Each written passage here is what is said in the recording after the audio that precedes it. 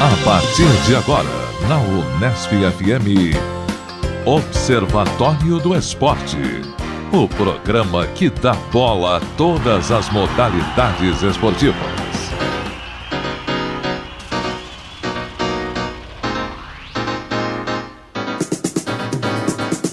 Olá, ouvinte da Unesp FM. Hoje é sábado, 30 de março de 2013. Começa agora o Observatório do Esporte. Eu sou Luiz Moraes. E eu, Júlio Penariol. No Observatório de hoje, informação e análise dos acontecimentos esportivos da semana. Confira uma reportagem sobre a psicologia do esporte, área científica que promete melhorar o desempenho dos atletas na base da conversa. Entrevistamos o professor da Unesp de Rio Claro, Afonso Machado, e a psicóloga do esporte, Suzy Fleury. Aqui no Observatório, a informação vai além das 4 linhas. Hoje na mesa teremos a participação de Tuca Américo, Zeca Marques, Carlo Napolitano, Júlio Penariol e eu, Luiz Moraes. E vamos aos destaques de cada integrante. E vamos começar com os destaques do nosso comentarista Carlo Napolitano. Olá, amigos ouvintes, amigos da mesa. Eu gostaria de fazer alguns comentários nesse programa. São vaias nem aplausos, mas em relação à interdição do Estádio Olímpico João Avelange, o Engenhão, no Rio de Janeiro. Infelizmente, fazer alguns comentários sobre minha equipe do coração, a Sociedade Esportiva Palmeiras. E também comentar um pouco o jogo da seleção brasileira na última segunda-feira contra a Rússia. Zeca Marques também está aqui no estúdio com a gente hoje. E aí, Zeca, o que você preparou? Eu vou fazer um breve comentário sobre as eliminatórias para a Copa do Mundo 2014 no Brasil e sobre os modelos de construção de estádios que nós temos no nosso país. É uma distinção muito grande entre o que acontece no Rio de Janeiro e o que acontece em São Paulo. E a sua vai e o seu aplauso, Luiz? Bom, eu vou vaiar a ordem de equipe que há hoje na Fórmula 1 e falar um pouco aí desse embate que houve entre Sebastian Vettel e Mark Webber. Quem também está na mesa é Tuca Américo. E aí, Tuca, o que você trouxe pra gente? Tem bastante coisa hoje. Vamos lá, falar um pouco da NASCAR, invadir o terreno do meu amigo Luiz Moraes, falar sobre o uso de recursos eletrônicos no voleibol, a presença de Ronaldo como comentarista. Já vejo aqui o olhar irônico. Olhar irônico, você gostou do olhar irônico de Zeca Marques quando eu falo o nome Ronaldo? Eu gosto do Ronaldo Fenômeno, você meu gosta? Cara, você gostará, depois a gente fala sobre isso, não anteciparemos aqui na escalada nossos destaques.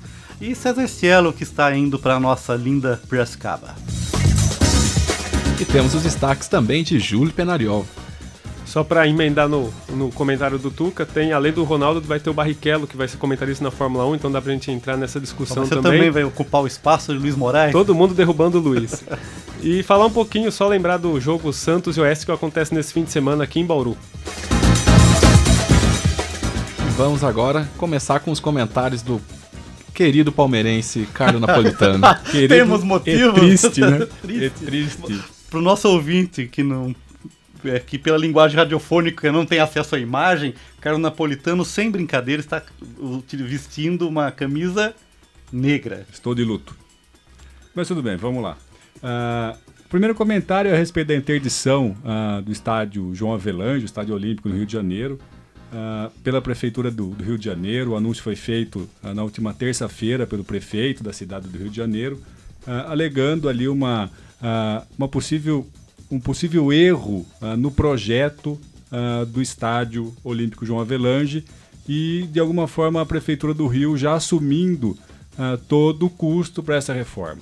Eu achei muito interessante a manifestação do prefeito, já reconhecendo o erro de projeto e já anunciando que num contrato há a previsão de que o custo financeiro para a reforma do estádio será arcado pela Prefeitura do Rio, ou seja, com cofres públicos e, no limite, com o dinheiro da população, com o nosso dinheiro. Ou seja, a Prefeitura fez um projeto de construção errado, não é o primeiro. Nós já conversamos aqui em programas anteriores a questão do velódromo lá no Rio de Janeiro, que foi feito para o PAN, da mesma forma que foi feito esse estádio olímpico para o PAN do Rio de Janeiro.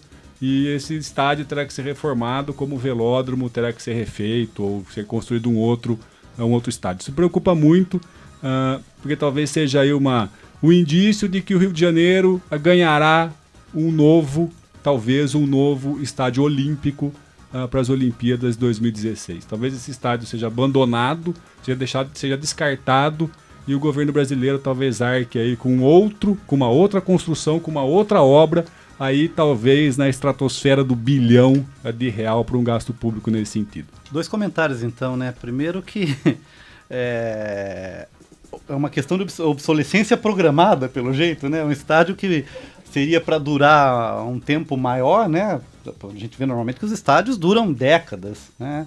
E fica essa situação estranha.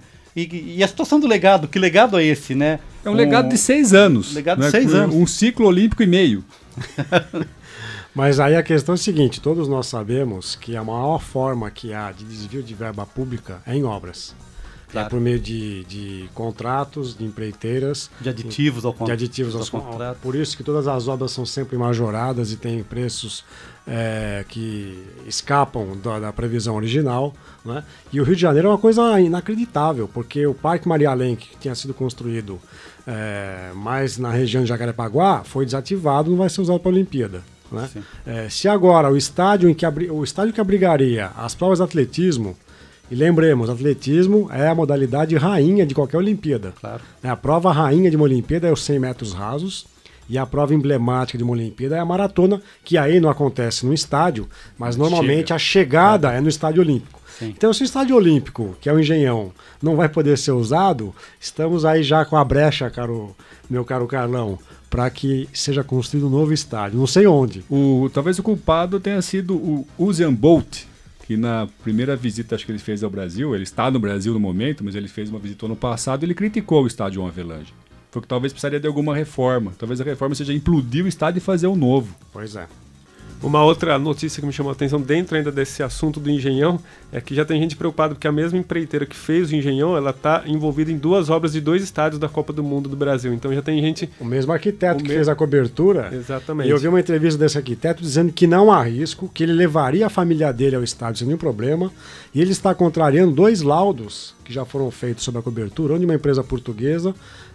Uma consultoria alemã também. E a consultoria alemã mais recente, mas essa empresa portuguesa tinha feito um laudo já logo depois que o estádio foi inaugurado. Né? Então é engraçado, né? Porque parece que houve um desvio ali da estrutura que sustenta a cobertura.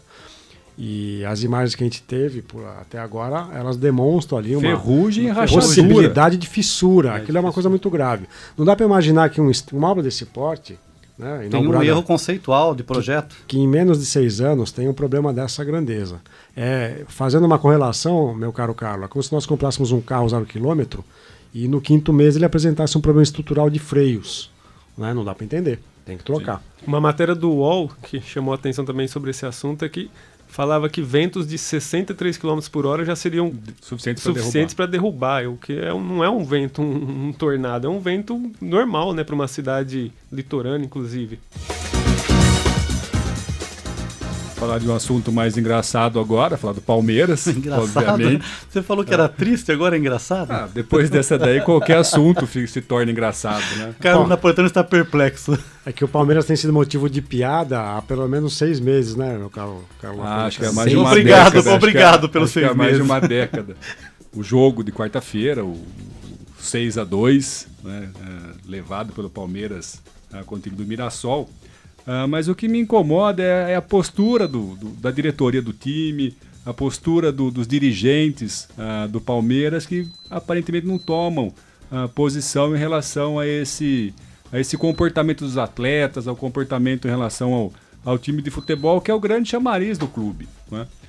E já posso antecipar que o Palmeiras teve uma baixa.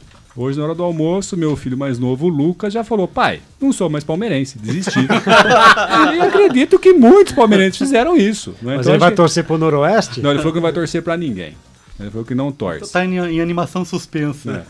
Mas eu acho que o Palmeiras tem que se preocupar com isso, em perder torcedor, em perder receita. Não é por acaso que uma pesquisa divulgada nesta semana dizia que o Palmeiras, apesar de campeão da Copa do Brasil em 2012, foi ultrapassado pelo Vasco, que assumiu agora o 4º lugar de uma torcida do Brasil. O Flamengo continua em primeiro, o Corinthians em segundo, o São Paulo em terceiro. O Palmeiras agora vai para 5º.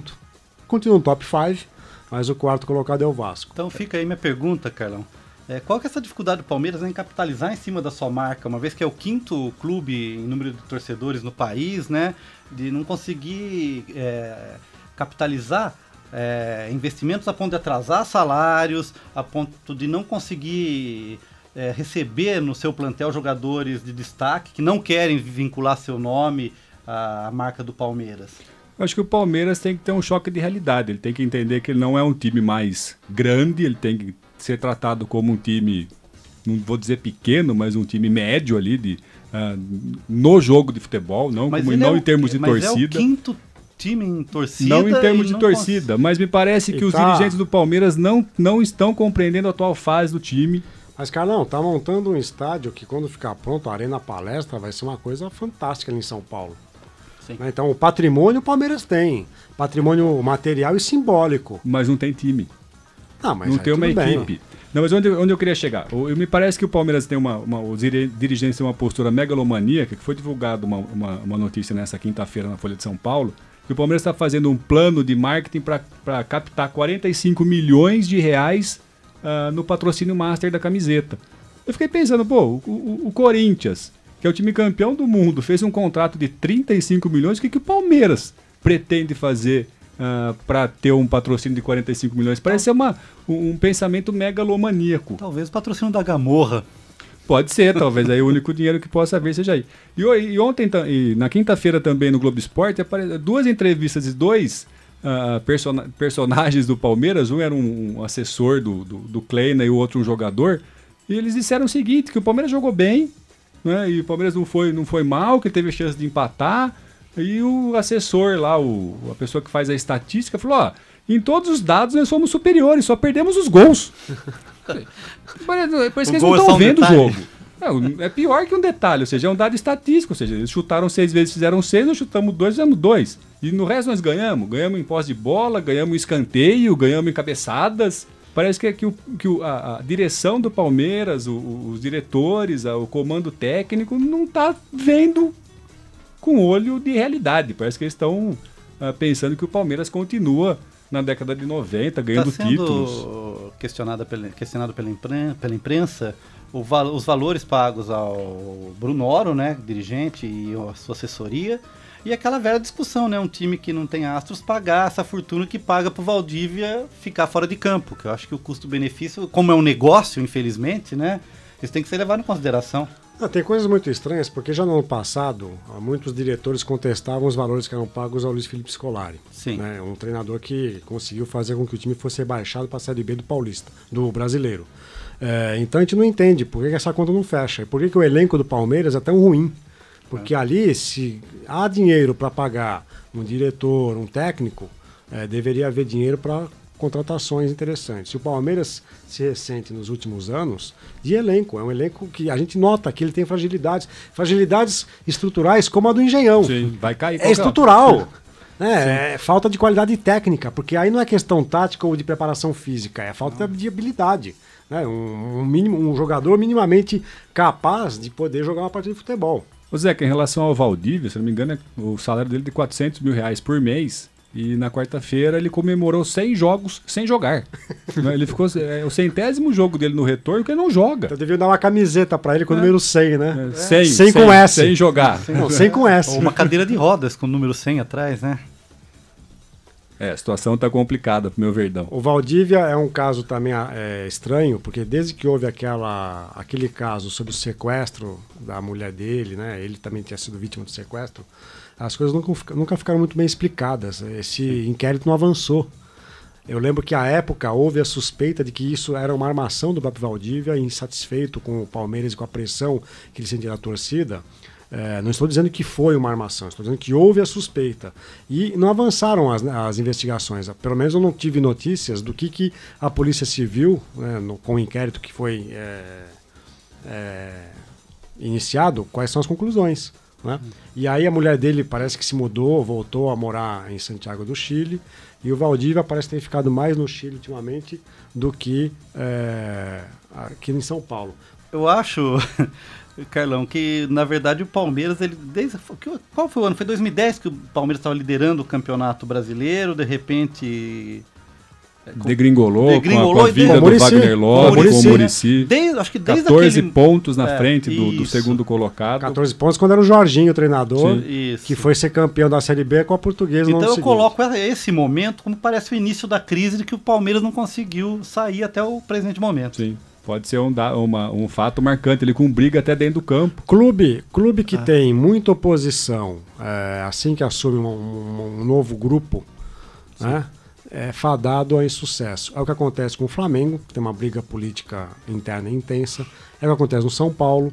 É o que acontece, de certa medida, com o Santos. Né? É o que não acontece com o Corinthians. Não. O sucesso do Corinthians nos últimos anos tem a ver com o fato de que a oposição do clube foi mitigada em função do sucesso dos últimos presidentes.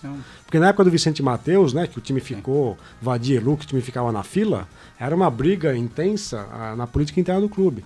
Então, quando o clube tem esses problemas de oposição, e a oposição às vezes é o cara que fazia parte da situação e que racha a situação, e ele vai ser oposição, é o que explica o insucesso de uma série de clubes grandes do futebol brasileiro. Né, o Atlético Mineiro tem sido um time, de certa forma, exitoso nos últimos 2 anos, apesar de não ser campeão de nada. Mas por quê? Porque a situação, né, com o presidente Calil acaba sufocando qualquer possibilidade de oposição. Ok. Não, só um último comentário a respeito do jogo do Brasil e Rússia na última segunda-feira, que eu achei muito interessante o lance do gol. Não sei se vocês observaram isso, o time da Rússia trocou 5 passes dentro da grande área do Brasil sem que nenhum jogador do Brasil tivesse a possibilidade de desarmar o lance da Rússia. E, então isso me chamou muito a atenção. De fato, não assisti o jogo, assisti só alguns lances do jogo, mas isso me chamou muito a atenção, a falta de reação dos jogadores de ter uma atitude de cortar, de bloquear a bola. Ou seja, parecia uma lambança dentro da área, um baile, e todo mundo olhando, né? Ninguém... A única reação que houve foi de desespero, que 2 jogadores ficaram em cima da linha do gol, enquanto 3 foram em cima de um único jogador que estava da Rússia que estava com a bola, enquanto os outros russos ficaram livres para trocar passe e aí fazer o gol. O que eu vislumbro é que nós vamos sofrer muito na Copa das Confederações, porque a gente comentou aqui no programa passado que o Felipão tinha fechado o esquema tático, mas aparentemente ele abriu mão disso, porque no final do jogo ele coloca 4 centroavantes, 4 atacantes, colocando o Hulk no lugar do meio-campista. Então nem ele sabe o que ele está fazendo. Acho que ele tem que tomar um pouco de cuidado, que o Kleina pode ser demitido e assumir o lugar dele na seleção também. Bem, Carlão, eu estou extremamente feliz com a seleção, porque toda vez que a seleção chegou bem para uma Copa do Mundo, ela não ganhou nada, ela foi eliminada. Então vamos torcer para que a história se repita, que a seleção vá tropeçando até o início da Copa e se encontre durante o torneio. Vamos passar a bola agora para Zeca Marques. E aí, Zeca? Bom, um grande abraço aos amigos de mesa, amigos do Observatório do Esporte. Partindo da ideia do Carlão sobre o comentário a respeito do Engenhão, eu queria fazer aqui uma breve reflexão sobre o conceito de construção de estádios no Brasil. Nós temos um conceito binário, que é o seguinte: ou o estádio é público, e há estados em que o estádio público é uma espécie de conforto para os clubes que não se preocupam em criar um patrimônio. O maior exemplo disso é o Maracanã, no Rio de Janeiro. Assim que o Maracanã foi construído para a Copa de 50, os clubes grandes esqueceram do seu patrimônio, passaram a usar o Maracanã como a sua casa, à exceção do Vasco, que se dividia em mandar jogos em São Januário contra times pequenos, mas os clássicos sempre jogou no Maracanã, até os anos 90, em que ele começou a jogar algumas partidas contra os grandes em São Januário. Então vejam, esse modelo de fazer do estádio público a sua casa é o que aconteceu, por exemplo, na Bahia, com a antiga Fonte Nova, é o que aconteceu em Goiás, com o Serra Dourada, é o que acontecia no Ceará, com o antigo Castelão, né? E o que acontecia em Minas Gerais com o Mineirão. Vejam, um time como o Cruzeiro Atlético, forças do futebol brasileiro, não tem um estádio para jogar, né? Em outros estados, o conceito que vigorou de construção de estádios era o conceito privado, de estádio particular. Um grande exemplo, o maior exemplo talvez seja São Paulo com o Morumbi. Então, em São Paulo, o Pacaembu passou a ser a casa do Corinthians, até porque um time dessa grandeza não ter estádio é outra aberração, né, histórica. Mas, por exemplo, o Rio Grande do Sul Pernambuco e São Paulo, os grandes times tiveram seus estádios. Paraná. Então Rio Grande do Sul, Beira-Rio e Olímpico. Paraná, Arena da Baixada, o Couto Pereira, do Coritiba, do Atlético Paranaense e do Coritiba, respectivamente. Em São Paulo, mal ou bem, o Palmeiras tinha o Parque Antártico, a Portuguesa tem o Canindé, o Santos, a Vila Belmiro. Só faltava um grande estádio para o Corinthians, que agora haverá com a inauguração aí, se é que vai ser inaugurado, porque agora o Corinthians ameaça que o estádio vai ficar pronto para a Copa do Mundo, até porque ele está precisando de dinheiro e é mais uma chance, Carlão, para poder ter um aporte financeiro do governo federal. Então é interessante ver que o Rio de Janeiro, por ser a antiga capital federal por quase 300 anos, existe uma noção de bem público muito grande no Rio de Janeiro, coisa que em São Paulo nós não temos, porque São Paulo nunca foi capital federal. São Paulo foi derrotada em 1932, na chamada Revolução Constitucionalista, quando São Paulo quis brigar contra o governo de Getúlio Vargas. Então São Paulo fez do seu ativismo econômico uma bandeira que se reflete no futebol, nos estádios. O Pacaembu é um exemplo que fica aí à parte, mas o Pacaembu foi construído justamente durante o Estado Novo de Getúlio Vargas como uma espécie de afronta de São Paulo ao futebol nacional que praticamente só existia no Rio de Janeiro. E o Pacaembu passou a ser então maior do que o Estádio de São Januário, que nos anos 30 era o maior estado do Brasil, vejam só. Em 1930, o maior estado do Brasil era São Januário. Ô Zecas, pensando aí em patrimônio para o clube, os clubes cariocas eles teriam chance de usar o patrimônio atual até como garantia para financiamento de construção de estádios próprios. Pois é. Se você der uma rodada, uma volta na Lagoa Rodrigo de Freitas, você vai encontrar várias sedes do Flamengo, do Vasco, do Botafogo. Não, e tem as sedes de remo do Botafogo, do Vasco e do Flamengo que ficam à beira da lagoa. Né? E sem contar o Fluminense nas Laranjeiras. Talvez Exatamente. O metro quadrado mais caro do Brasil esteja no Rio de Janeiro. Então o patrimônio eles têm para dar garantia para a construção de estádios próprios. Mas enfim, é estranho que alguns clubes grandes acabem se escorando no bem público e não cuidando do seu patrimônio. Isso não acontece só no Brasil, e acho que o grande exemplo que nós temos é na Itália, em que na cidade de Milão, os dois grandes, Milan e Inter de Milão, jogam no San Siro, ou Giuseppe Meazza, né? Tem a mitologia de que o estádio muda de nome conforme o time mandante. E em Roma, em que o estádio olímpico é a sede da Lazio e da Roma. Né? Até algum tempo atrás, em Turim, acontecia a mesma coisa. O estádio Comunale, o estádio municipal, né? Comunale é da Comuna, era onde aconteciam os jogos da Juventus de Turim e do Torino. Né? Mas em outros países da Europa, isso não aconteceu. O modelo privado é o modelo que vigora desde há muitas décadas. Na Espanha, os clubes grandes têm os seus times. Em Portugal, a mesma coisa. Na Inglaterra, a mesma coisa. Na França, a mesma coisa. Né? Então fica uma curiosidade, né? Essa gestão do bem público. Eu acho que times grandes deveriam cuidar do seu patrimônio, inclusive tendo seus estádios, o que dá um outro charme. Porque o Américo ficou 6 meses na Argentina e sabe o quanto que é importante um time jogar na sua casa, mesmo que os estádios sejam pequenos, né, Tucamérico? Reduzidos, mas lotados sempre. Então vejam, o Vélez jogar em casa, o Racing, o Independiente, o Boca Juniors, o River Plate, São Lourenço, né, o meu time e o time do Papa, é uma coisa fantástica poder ter a sua casa, porque ali a gente manda os nossos jogos. Mas acontece também o que acontece, por exemplo, com o Morumbi aqui em São Paulo. O Monumental de Nunes, do River, né? É um estádio que passa mais de metade do ano ocupado com shows. Pois é. Bom, e a outra coisa que eu queria comentar, nós tivemos uma semana cheia com eliminatórias da Copa do Mundo para o Mundial de 2014. E houve eliminatórias em todos os continentes. E o que me chamou a atenção é que, vejam só, a América Latina, cuja confederação é a Conmebol, ela é composta por 10 países. Nós podemos ter na Copa 2014 simplesmente 6 equipes sul-americanas no Mundial. O Brasil já tem a vaga garantida, porque é o país sede, 4 vagas que estão em disputa eliminatórias, o que faria com que houvesse 5, e mais uma vaga que vai para a repescagem do 5º colocado das eliminatórias. Então, se essa vaga ficar com a América do Sul, nós vamos ter 6 latino-americanos nesse Mundial. O que significa, meus caros, 60% de países do continente, da América do Sul. Eu acho que é um número muito inflacionado. Vamos só fazer uma comparação. A Europa tem 53 países disputando a Copa, as eliminatórias.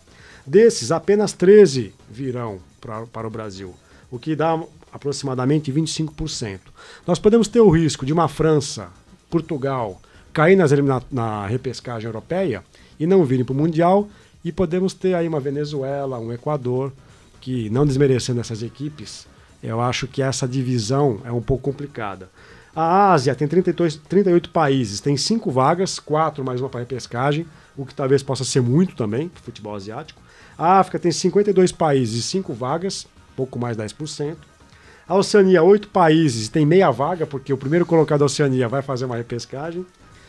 É bom lembrar que no caso da Oceania, a Austrália ela disputa com o continente asiático. Outra aberração, que faz com que o Japão dispute com o país do Oriente Médio, né? Na Ásia. Israel dispute nas eliminatórias europeias. E a CONCACAF é outra aberração, porque tem 35 países, tem 3 vagas diretas e mais uma repescagem. É por isso que México e Estados Unidos estão sempre nas Copas. Apesar de que nesta, Panamá é que lidera as eliminatórias da CONCACAF. E a CONCACAF então tem direito a 12% aproximadamente de vagas. Eu acho que o futebol americano poderia crescer se houvesse uma competitividade. Porque da maneira como é hoje, com 5 vagas, né? A gente tem 6 porque o Brasil já está classificado. Com 4 vagas mais uma, metade do continente vai para a Copa. E eu acho que isso poderia ser rediscutido. Porque o que vocês preferem? É ver a França numa Copa do Mundo? É ver a Holanda, que já ficou de fora por causa de repescagem? É ver a República Tcheca? Ver a Ucrânia? Ou ver equipes da América do Sul que vão apenas fazer figuração na primeira fase, né? Acho que talvez o grande jogo da semana foi Japão e Jordânia. E se o Japão empatasse o jogo, ele já estaria classificado. E quem venceu foi a Jordânia por 2-1. E a Jordânia está prestes a se classificar. A Jordânia acho que deve ter uma tradição histórica no futebol mundial. E a sua vai e seu aplauso, Luiz? Bom, hoje eu vou vaiar a ordem de equipe que há na Fórmula 1 na última corrida de domingo no Grande Prêmio da Malásia em Sepang. Houve 2 ordens explícitas para os 4 primeiros colocados. Os 2 primeiros da Red Bull, no caso, até então, Mark Webber e Sebastian Vettel, e para o terceiro e quarto colocados, que eram Lewis Hamilton e Nico Rosberg. No primeiro caso, que foi o caso mais emblemático até da Fórmula 1 nesse ano todo, foi que os 2 pilotos da Red Bull concordaram em poupar o equipamento, poupar o motor, e fizeram esse acerto com a equipe. Logo depois da volta do pit stop do Mark Webber, o Sebastian Vettel atacou o piloto australiano na pista, fez a ultrapassagem e venceu. O australiano, o Webber, ficou enfurecido, tanto que na chegada ele passou longe do box da equipe, e quando o Vettel estava comemorando, né, passando bem devagarzinho, comemorando junto com os mecânicos, o Webber acelera com tudo e quase bate no carro do Vettel, ele passa tirando um raspão mesmo do Vettel, que até dá um susto até no alemão. Mostrando o descontentamento no pódio. Foi um clima um pouco tenso, porque o Webber ficou de cara fechada, o Sebastian Vettel também. Há alguns jornalistas assim, na área de automobilismo dizendo que o Sebastian Vettel se igualou agora aos grandes campeões, porque Michael Schumacher e Ayrton Senna têm as suas histórias duvidosas ao longo de suas carreiras. O Ayrton Senna, um dos mais emblemáticos, é quando ele jogou o carro em cima do Alain Prost no Grande Prêmio do Japão em 1990. Eram na mesma equipe. Mas a briga começou no Rio de Janeiro. Foi em Jacarepaguá que houve um acordo pro Prost para eles não se atacarem na largada, e o Ayrton Senna atacou na largada em Jacarepaguá. A discussão com o Prost começou aí e foi culminar nesse Grande Prêmio que eles bateram ali no finalzinho da temporada. O Schumacher também, né, já foi posto o caráter dele ali em dúvida, principalmente em 1996 e 97, quando ele jogou o carro para cima em 94, quando ele jogou o carro para cima do Damon Hill, em 94, e deu certo e foi campeão. Em 97 ele jogou o carro para cima do Jacques Villeneuve, só que aí o Schumacher abandonou, o Villeneuve continuou na corrida e foi campeão. Mas aí pelo menos ele está atacando pilotos de outras escuderias. O caso do Senna com o Prost e do Vettel com o Webber são pilotos da mesma equipe, né? É muito comum no ciclismo haver um jogo de equipe, e a equipe diz quem é o piloto principal, o ciclista principal, e todos os outros fazem jogo de equipe para esse ciclista. Na Fórmula 1 isso acontece às vezes, só que não no começo da temporada. Então era natural que a equipe, para poupar os seus carros e a briga dos pilotos, dissesse, olha, o Webber está na frente a corrida inteira, o Webber vai ganhar. E o Vettel, eu acho que ele foi muito um bicampeão. Eu acho que está... Tricampeão, aliás. É verdade, tricampeão. Eu acho que ele não está... É uma coisa que depõe contra ele. Ele não precisava fazer isso. Parece que foi a vitória que ele saiu derrotado nessa corrida e o Marco Webber saiu vitorioso, porque agora ele ganhou o apoio da equipe, coisa que ele não teve nos últimos anos de Red Bull, que sempre apoiou o Sebastian Vettel. E da opinião pública, né? Também. E aí no caso da Mercedes, que teve os pilotos na terceira e quarta posição, foi o contrário. O Ross Brown, que desde os tempos de Ferrari sempre deixou bem claro que tem um primeiro e um segundo piloto na equipe, fez isso agora em relação a Lewis Hamilton e Nico Rosberg. E engraçado que o Nico Rosberg está há muito tempo na Mercedes, já derrotou o Schumacher nos últimos 3 anos, filho do Keke Rosberg, que é um dos consultores da equipe, e mesmo assim o Ross Brown preferiu deixar o Lewis Hamilton na terceira posição, que estava muito mais lento que o Nico Rosberg no final da corrida. Não era em relação aos dois da Red Bull que estavam poupando equipamento. O Hamilton estava mais devagar mesmo. Eu sempre ouvi Nico Rosberg. De onde vem essa sua pronúncia, Rosberg? Às vezes eu falo em várias línguas, meu cérebro se confunde. Não, quem fala em várias línguas é Tucamérico. Passando por osmose aqui na mesa aqui a pronúncia. Mas o que assusta realmente nesse caso é o que o Zeca frisou. Estamos apenas na segunda corrida da Fórmula 1 e já estamos falando em jogo de equipe. Onde que está a competitividade da Fórmula 1? Não é à toa que é uma categoria cada vez mais em descrédito, né? E curioso que na primeira corrida também teve jogo de equipe. Eu não tinha visto esse caso, eu vi essa semana. Foi na Force India, que o Adrian Sutil, que chegou na 6ª posição, o Paul di Resto em 7º, o Paul di Resto foi proibido de passar o Adrian Sutil no final da corrida. Ou seja, até numa equipe mediana, isso está ocorrendo também, o que é curioso. Será que a Ferrari vai fazer jogo de equipe pro Massa? Porque ele está na frente do Alonso. Em 3 anos é a primeira vez que o Massa está na frente do Alonso na classificação geral. É uma coisa a se comemorar. E o Massa pode aproveitar. Ele está em bom momento em relação ao Alonso, está no momento melhor, ele pode aproveitar disso. Vamos aos comentários agora de Tucamérico.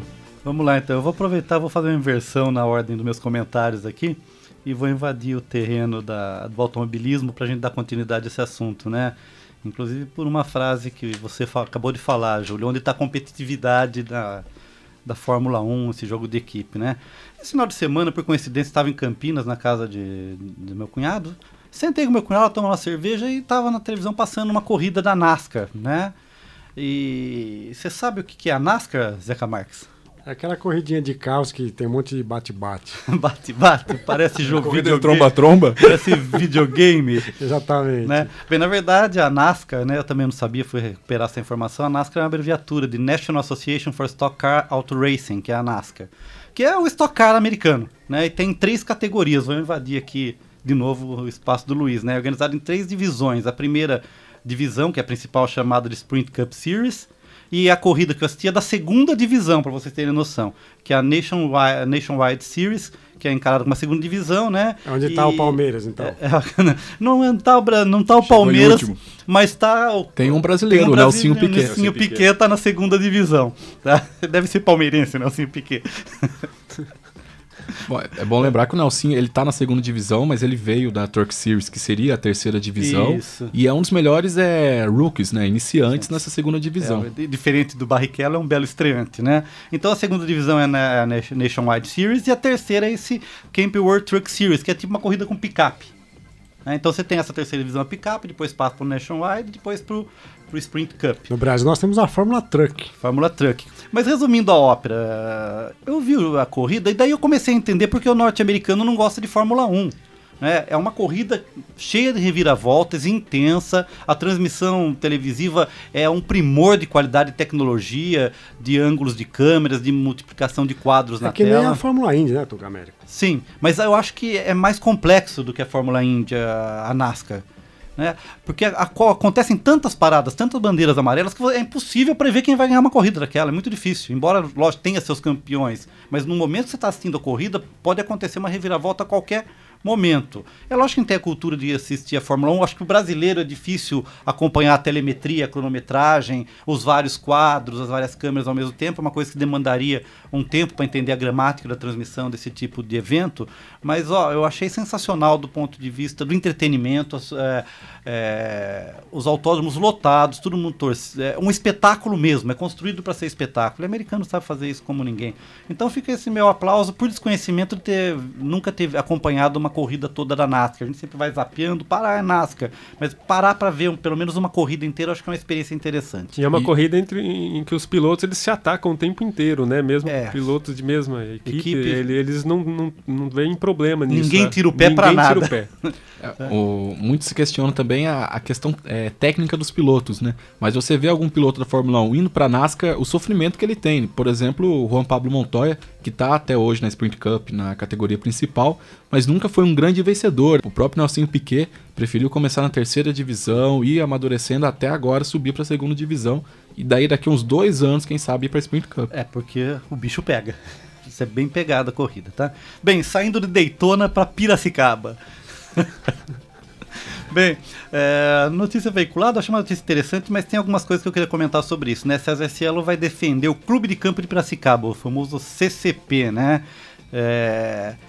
Ele chegou, que foi dispensado alguns meses pelo Flamengo, que desmontou suas equipes olímpicas, né? Então, numa parceria da Prefeitura de Piracicaba com algumas empresas locais, eles conseguiram arrecadar aí um montante em dinheiro que fez possível a a contratação, né?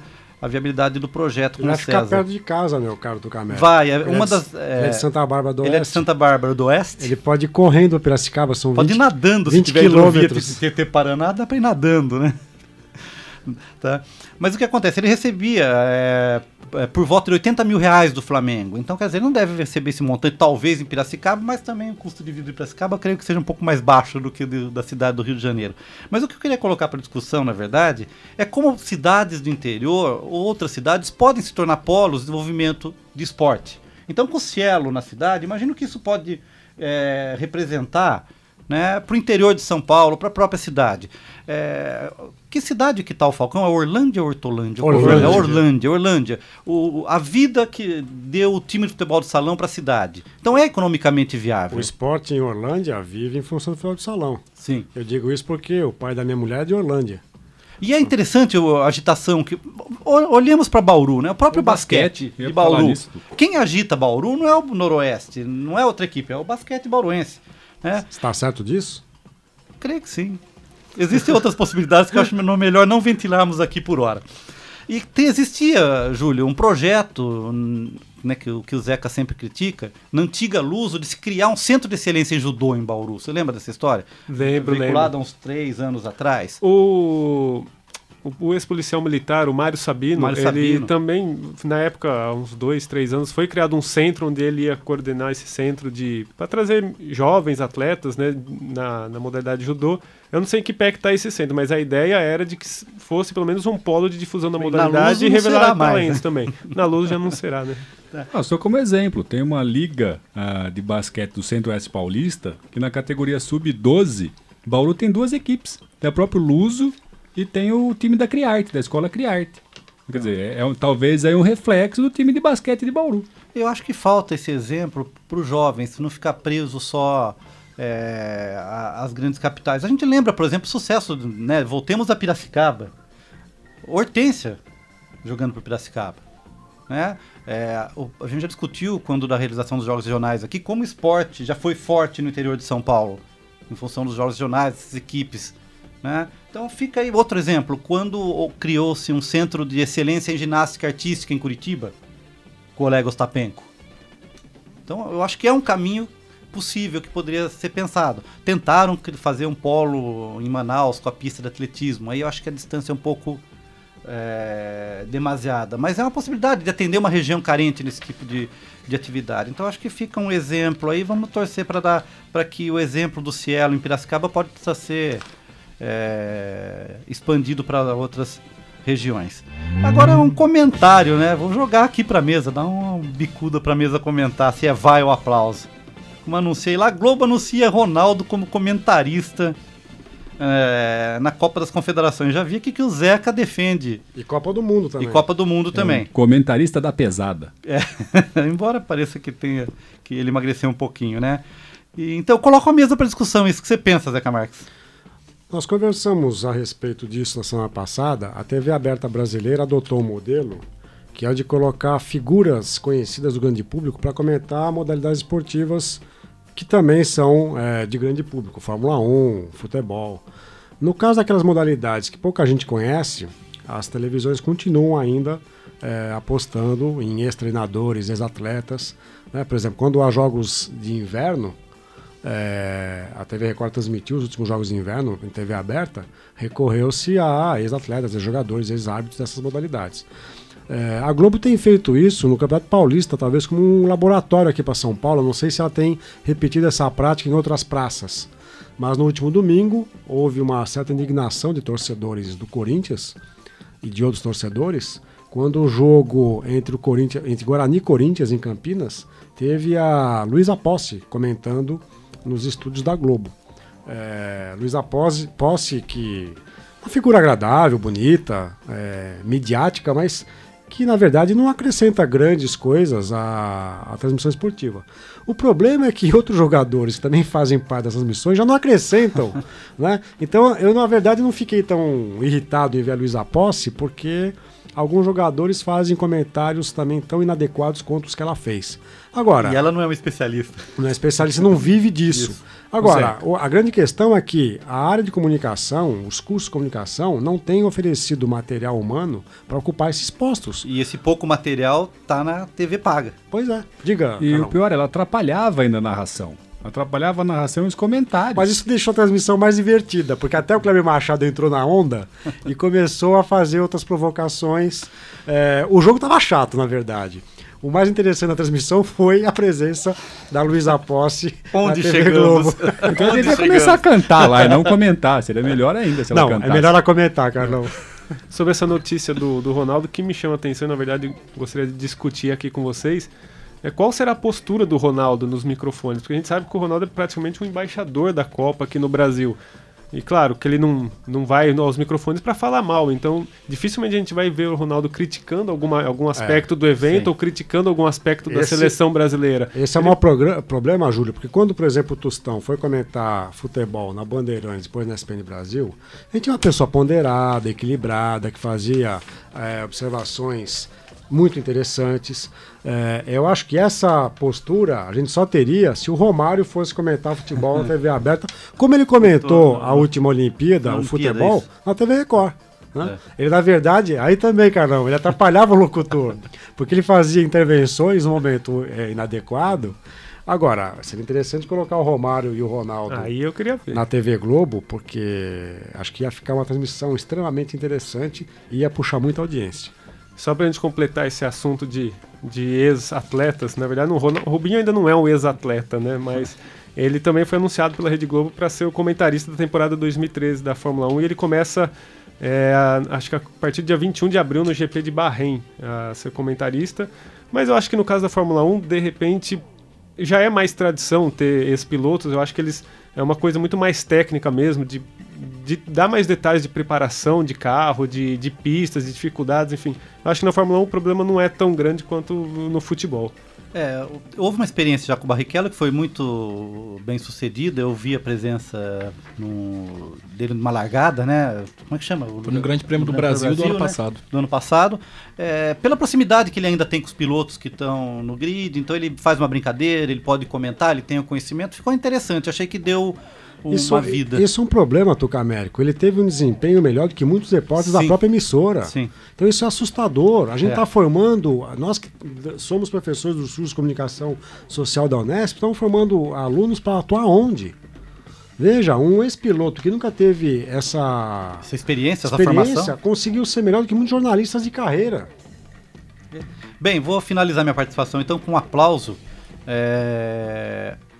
Notificando aqui que vai, a partir agora das finais da Superliga, tanto masculina quanto feminina, né, vão ser utilizados os recursos eletrônicos para auxiliar na arbitragem. Essa é uma crítica muito grande em relação à arbitragem brasileira de voleibol. Vários jogos que a crítica e os jogadores apontam que a arbitragem tem sido decisiva, alterando o resultado dos jogos. Então, a partir das finais que ocorrem 7 de abril e 14 de abril, a feminina dia 7 de abril, a masculina 14 de abril, vão ser utilizados recursos que, a pedido dos times em quadra, né, os árbitros vão poder ver o replay dos lances duvidosos que podem ser solicitados em 5 ocasiões de acordo com esse regulamento das finais. Quando a bola ficar em dúvida se foi dentro ou fora da quadra, se houver invasão da quadra adversária, se houver invasão do ataque, se houver toque do bloqueio na rede e toque da bola ou do atleta na antena, né? A Confederação Brasileira não notificou ainda a frequência com que os times podem fazer essa solicitação, mas no último Mundial cada time pôde pedir 2 vezes por set. Acho que é um número razoável. Então, só para fechar o calendário, aí o campeonato masculino ainda está na fase de semifinais, então ocorre aí no dia 30 SESI e Cruzeiro, e no dia 2/4 Vivo Minas e o RJX, e a final do feminino ocorre dia 7 com Unilever e Solis Nestlé. Grande novidade. Vamos fechar agora a sessão de comentários aqui do Observatório do Esporte com Júlio Penariol. Não, falar rapidinho, na verdade é só um lembrete, a gente já comentou bastante dos principais assuntos aqui, que nesse domingo, a partir das 6h30 da tarde, tem um jogo interessante para os torcedores, não só do Santos, né, de Bauru e região, mas de todos os clubes, Santos e Oeste, na verdade Oeste de Itápolis e Santos aqui em Bauru, Oeste mandando seu jogo aqui no campo do Noroeste. E acho que é uma oportunidade bacana para os torcedores verem aí, de repente, 2 jogadores que têm grandes possibilidades, pelo menos 2 jogadores, de estarem na Copa do Mundo, né? Neymar pelo Brasil e Montijo pela Argentina.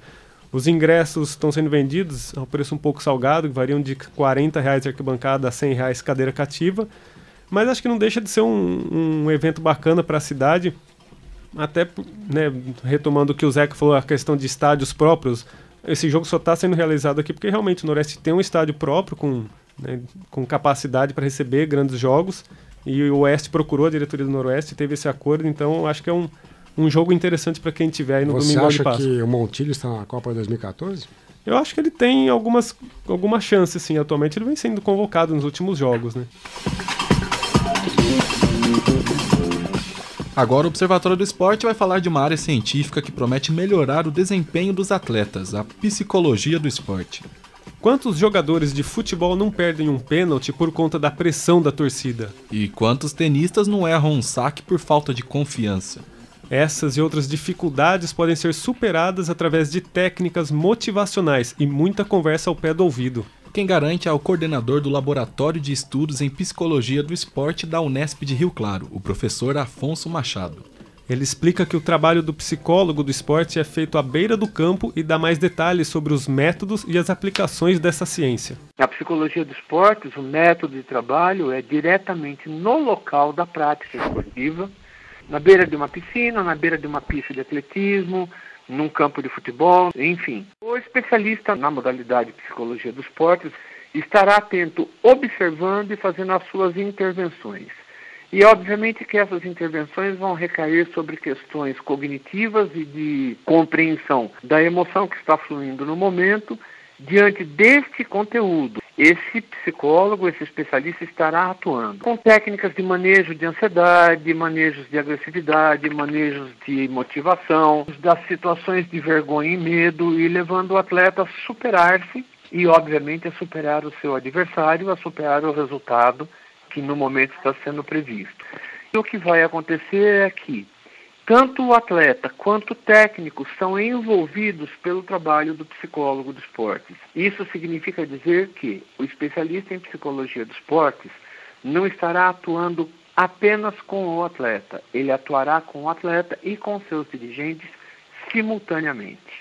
A psicologia do esporte surge para o mundo no início do século XX, em laboratórios de fisiologia aplicada nos Estados Unidos e na União Soviética. No Brasil, os estudos na área começam na década de 50, com o professor João Carvalhais. Carvalhais acompanhou o primeiro título da seleção brasileira na Copa do Mundo de Futebol de 1958, na Suécia. Hoje, o futebol continua sendo a modalidade que mais utiliza a psicologia do esporte para melhorar o desempenho dos atletas, como explica o professor Afonso Machado. Veja só que coisa interessante. Na modernidade, nós temos o esporte inserido na sociedade do espetáculo.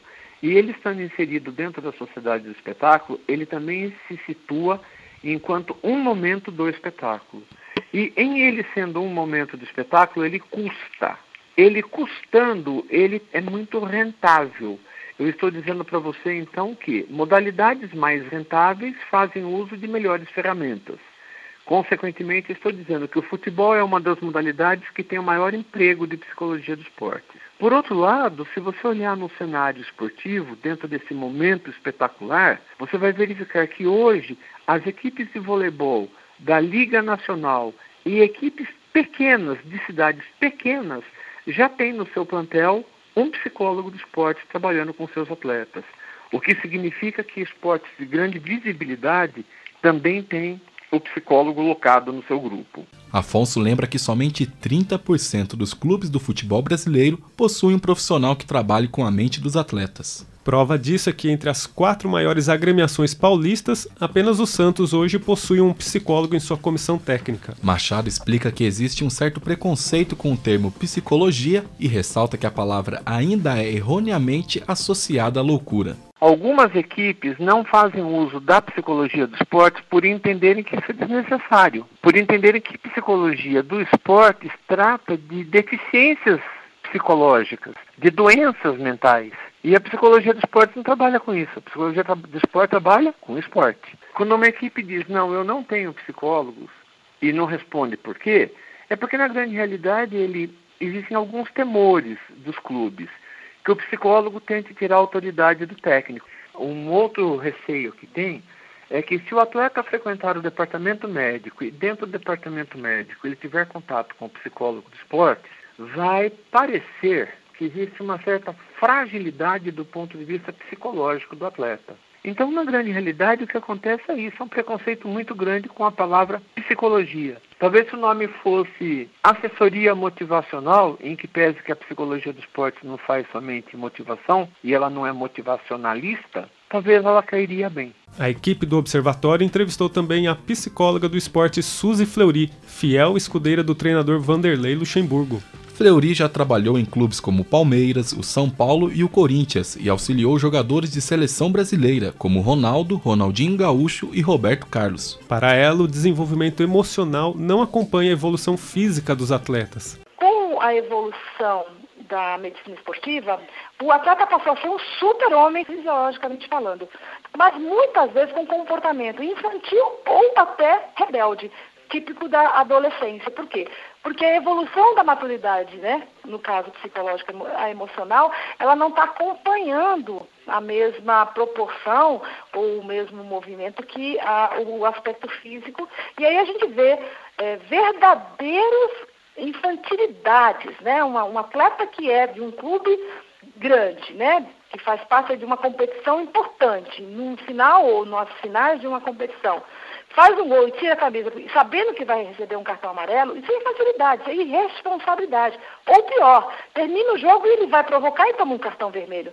Isso aí não é digno, né, de um atleta que represente uma bandeira como um clube de ponta. Afonso Machado reforça ainda que a psicologia do esporte pode atuar como um diferencial para os atletas, numa época em que a parte física e a parte técnica se encontram cada vez mais em pé de igualdade. O professor conclui que para o sucesso do trabalho do psicólogo do esporte é preciso que haja, por parte deste profissional, uma experiência prática na modalidade em disputa. Por isso também a necessidade do psicólogo do esporte, do psicólogo de formação em psicologia, entender o momento esportivo. Se a pessoa nunca esteve numa quadra de tênis, ele não vai entender o que está acontecendo, ele não entende o que é um saque rápido, um saque brando, e quando é que eu uso um ou outro.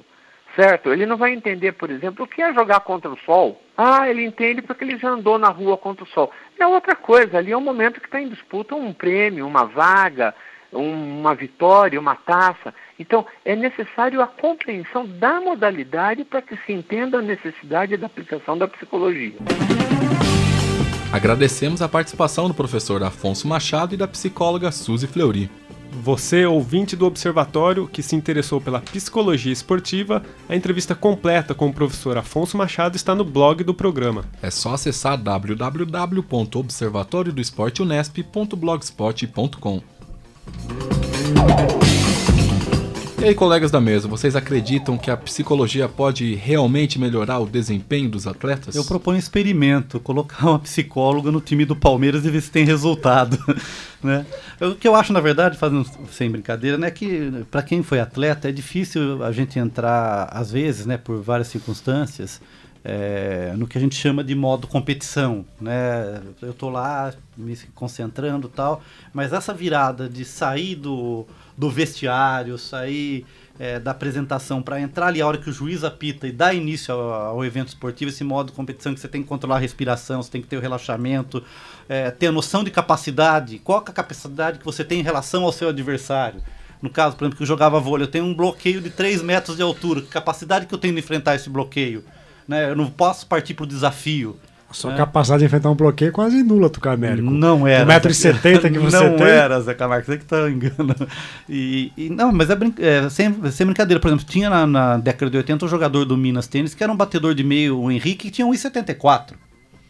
Né? Mas ele tinha a noção da capacidade, que hora ele pode enfrentar o bloqueio, que hora ele vai explorar um bloqueio, ou ele vai participar para uma largada, alguma coisa. Então essa noção de capacidade também faz parte desse treinamento psicológico. A psicologia, na verdade, é uma ciência recente, se a gente for comparar com outras ciências mais longevas, mais seculares, e no esporte é mais recente ainda, como a gente ouviu os próprios entrevistados dizerem.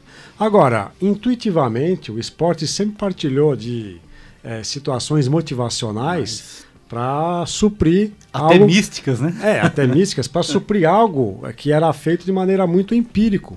Então, por exemplo, a gente não sabe se isso é verdade ou não, mas entrou para a história como lenda o fato de que em 58 o Brasil, quando foi disputar a final contra a Suécia, não podia jogar com a camisa amarela e teve que jogar de camisa azul. E havia uma superstição, o Brasil nunca tinha entrado de azul num jogo de futebol. Né? Ou era a camisa branca, a de 50, quando perdeu, ou a camisa amarela, canarinho, que foi instituída a partir de 54. E aí o Paulo Machado de Carvalho, que era o diretor de seleções da época, falou que não, que o azul daria sorte porque era a cor do manto de Nossa Senhora. Né? E os jogadores, entrou para a história como lenda ou como fato. O fato é que o Brasil venceu por 5-2 e superou a superstição.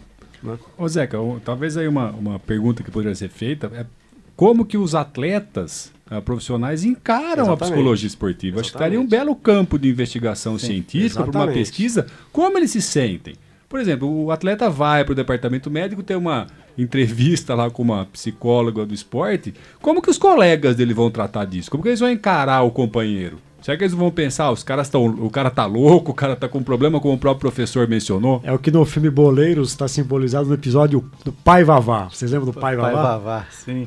Eu acho interessante que em muitas modalidades, como eu disse há pouco, né, você migra essa motivação para o campo da religião, do misticismo. A gente viu aqui, por exemplo, foi notório, uma imagem sempre reprisada na TV regional, do massagista, não sei, um elemento da equipe técnica do Noroeste enterrando o alho atrás da trave, né? Então esse elemento místico, pouco a pouco, ele tende a migrar para um tratamento, não é um tratamento, uma atividade mais profissional. Estou usando o termo médico como se fosse louco, né? Não, é justamente o contrário. É migrar para essa capacidade mais técnica de lidar com o motivacional, de não levar os problemas particulares para o que eu chamei de modo competição. E só para dar um exemplo, aqui bem próximo da gente, tem um jogador no Bauru Basquete, o Ala Pilar, que ele tem um estilo mais esquentadinho dentro de quadra, de cair em provocação e também de provocar. E desde o começo, quando ele chegou aqui, o Guerrinha, a primeira coisa que fez foi colocá-lo com um acompanhamento psicológico. E hoje ele é um atleta totalmente diferente dentro de quadra. Ele não foi assim expulso, excluído de nenhuma partida ainda. Ele conseguiu canalizar isso para as qualidades dele mesmo dentro de quadra, essa ânsia, essa vontade mesmo, e melhorou bastante o desempenho dele. Nós tivemos, só para fechar esse assunto, então nós tivemos essa semana o caso do Luiz Fabiano, né, que apresentou uma certa estabilidade emocional e não ficou bem claro o que estava acontecendo, né? Eu acho que um apoio psicológico dentro da equipe ajudaria muito numa situação como essa.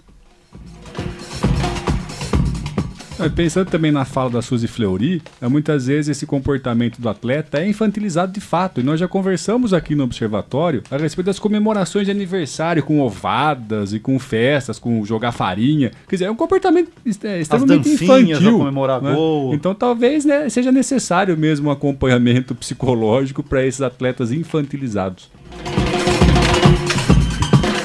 Bom, você ouvinte do programa que acessa as redes sociais, pode curtir nossa página no Facebook. O endereço é www.facebook.com/Observatório do Esporte. Repetindo, o endereço da nossa página é www.facebook.com/Observatório do Esporte. O Observatório do Esporte chega ao fim. Locução de Luiz Moraes e Júlio Penariol. Comentários de Tuca Américo, Carlo Napolitano e Zeca Marques. Equipe de reportagem Gabriel Cortes, Fernando Martins e Vinícius Martins. Direção de Fábio Fleury. Produção técnica de Silvestre Oliveira. O Observatório do Esporte é um projeto de extensão universitária financiado pela PROEX, a Pró-Reitoria de Extensão da Unesp. O Observatório é coordenado pelos professores doutores Marcos Américo, José Carlos Marques e Carlo Napolitano. Até a próxima semana. Até lá, Observatório do Esporte, informação além das 4 linhas. A Unesp FM apresentou Observatório do Esporte, o programa que dá bola a todas as modalidades esportivas.